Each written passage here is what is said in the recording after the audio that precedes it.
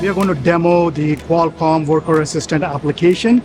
And this is a game-changing technology where we are bringing Gen AI to the edge. And all it's doing is helping industries like the oil and gas, mining, construction in improving the operator efficiency and also helping the operator solve some of the problems that the industry faces with least amount of timeline.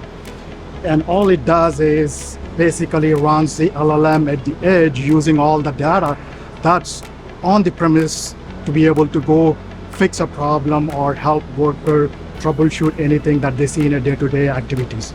So the best example I can give is an oil and gas plant. If a worker is new to the industry and he wants some guidance on how to start a gas turbine, all he has to do is, how do I start a gas turbine?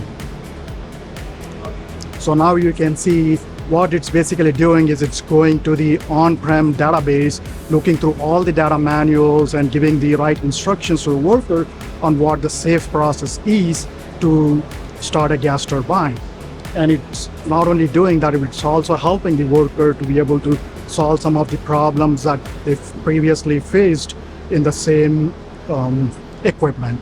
So it's minimizing the amount of time he spends on solving the problems in the industry in a day-to-day activity.